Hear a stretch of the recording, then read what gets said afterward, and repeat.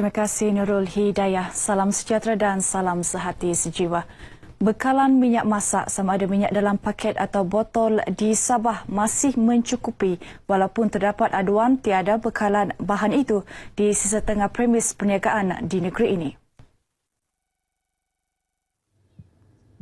Ketua Pegawai Penguatkuasa Kementerian Perdagangan Dalam Negeri, Koperasi dan Kepenggunaan KPDNKK Sabah, Yaya Sujak berkata, pemantauan ke premis perniagaan di kawasan Telipuk mendapati masih terdapat premis yang menjual minyak masak pada harga lama iaitu RM6.25 untuk 2 kilogram.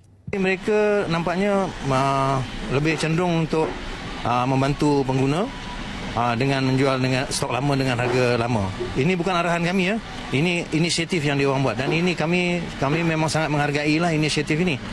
Beliau ditemui media selepas melakukan operasi pemantauan di beberapa premis perniagaan sekitar Telipuk. Menurut Yahya, KPDNKK akan meneruskan operasi pemantauan sehingga pihaknya yakin para pengguna tidak menghadapi masalah bekalan minyak masak. Beliau turut mengalu-alukan orang awam untuk membuat aduan sekiranya terdapat kenaikan harga minyak masak yang keterlaluan. Sehingga kini KPDNKK Sabah telah memeriksa 2,850 premis perniagaan di kawasan bandar dan 729 premis di luar bandar. Warga bandaraya yang terdiri daripada pelbagai bangsa, agama dan budaya sama ada orang awam, badan bukan kerajaan NGO, institusi pendidikan serta badan korporat mempunyai tanggungjawab untuk memastikan bandaraya Kota Kinabalu bersih, indah dan selamat untuk didiami. Yang dihormati sekalian. Pembantu Menteri kepada Ketua Menteri Datuk Insinyur Edward Yong Oi Fah yakin menerusi sumbangan idea dan tenaga semua pihak akan membantu Dewan Bandaraya Kota Kinabalu di BKK meningkatkan lagi kualiti perkhidmatannya. Dalam masa sama, di BKK akan terus memberi pengiktirafan kepada semua pihak yang menyumbang terhadap penjagaan kebersihan persekitaran bandaraya. Datuk Edward, Menteri yang bertanggungjawab terhadap DBKK, berucap merasmikan program My City My Responsibility sempena sambutan Hari Alam Sekitar Negara 2016 peringkat Bandaraya Kota Kinabalu. Sementara itu, Mayor Bandaraya Kota Kinabalu, Datuk Iyo Boon Hai berkata, semangat kekitaan dalam kalangan masyarakat pelbagai kaum di negeri ini adalah kunci kepada kejayaan DBKK menyediakan prasarana yang kondusif kepada masyarakat dan para pengunjung. Kita titik beratkan bahawa dalam usaha membangunkan satu masyarakat yang sejahtera dan mampan, kita perlukan kerjasama daripada semua masyarakat, lapisan masyarakat untuk menjaga kebersihan alam sekitar kita, keselesaan kita. Yang penting kita semua pandai bertimbang rasa dari segi pengangkutan, daripada segi penggunaan kemudahan awam, daripada segi kebersihan. Beberapa pihak sukarelawan dan agensi yang terlibat menjayakan aktiviti alam sekitar anjuran DBKK menerima sijil penghargaan dalam majlis ini.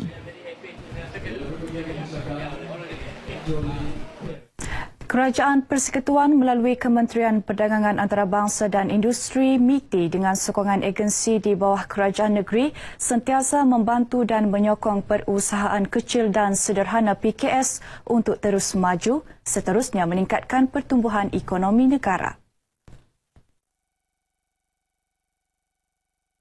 Syarikat yang dibantu oleh SME Bank, salah satu agensi di bawah MITI, yang untuk membantu dari segi pinjaman kepada syarikat-syarikat SME. 2016 daripada Januari hingga ke bulan ini 2016 sudah mencecah ke 656.6 juta ringgit atau 482 syarikat sudah dibantu. Jadi harapan kita ialah bantuan-bantuan ini boleh meningkatkan perusahaan SME di negeri Sabah. Menurut Dato' Ahmad Maslan, antara usaha kerajaan membantu PKS di negeri ini ialah penyediaan lokasi seluas 758.73 ekar di Taman Perindustrian Kota Kinabalu KKIP melibatkan kos pelaburan bernilai 2.68 bilion ringgit. Kebanyakan daripada 241 syarikat yang beroperasi di KKIP adalah syarikat PKS. Beliau ditemui media selepas melawat syarikat Mama Best Food Manufacturer Sdn Bhd di Sepanggar.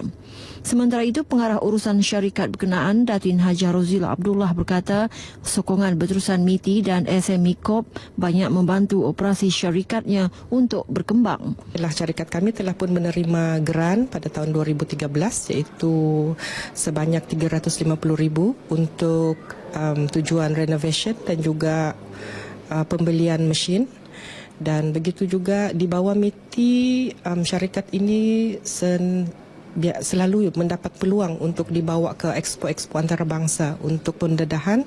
Ketika ini sejumlah 40,884 syarikat PKS di negara ini kebanyakannya terlibat dalam sektor perkhidmatan seperti peruncitan, pelancongan dan pembaikan kenderaan.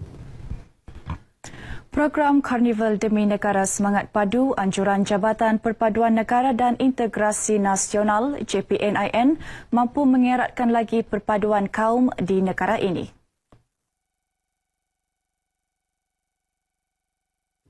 Program berkenaan juga dilihat dapat memupuk semangat patriotik dan cintakan tanah air sekaligus mewujudkan jaringan kerjasama dengan pelbagai agensi, jabatan dan kawasan rukun tetangga KRT.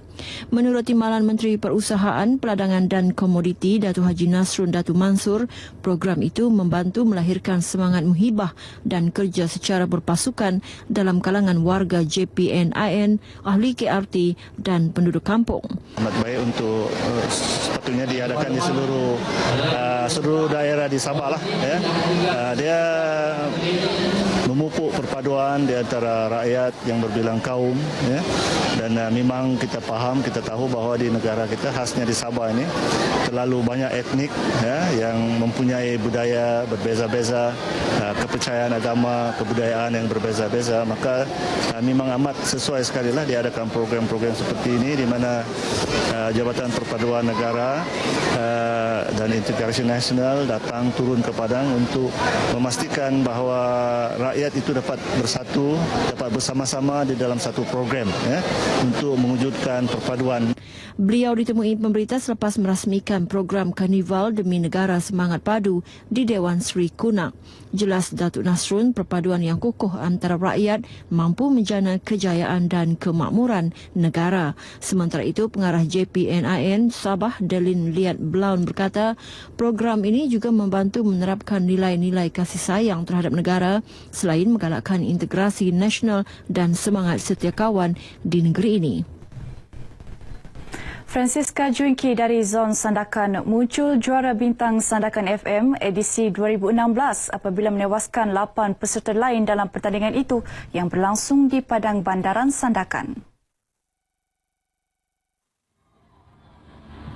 Menyanyikan lagu Madah Berhelah dan Rama-Rama, Francisca membawa pulang wang tunai berjumlah RM8,550.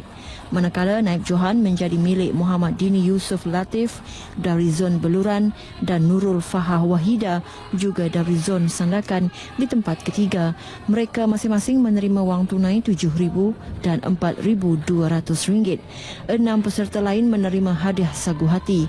Hadiah disampaikan Ahli Dewan Undangan Negeri Adun Sekong Datuk Samsudin Yahya. Hadir bersama Ketua Penolong Pengarah Rancangan TV Malina Ziah Datuk Haji Julaspi dan Pengurus Penyiaran Sandakan Anisah Mat Yunus. Kursus pembangunan pengadil bola sepak perlu diadakan dengan lebih agresif bagi melahirkan lebih ramai pengadil berwibawa untuk diketengahkan ke peringkat lebih tinggi.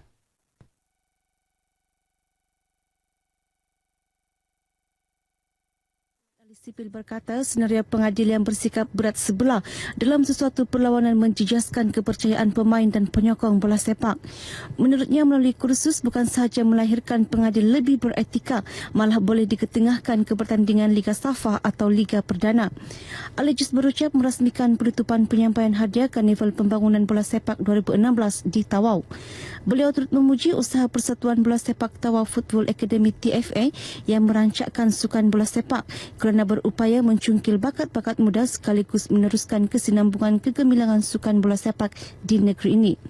Terdahulu Presiden Safa Tawau yang juga pengurus pasukan Sabah Datuk Nizam Abu Bakar Titingan ketika ditemui dalam perlawanan persahabatan bola sepak antara ex Sabah menentang ex Selangor di Kompleks Sukan Tawau memberitahu usaha mengangkat kembali kegemilangan sukan bola sepak akan terus dipergiat.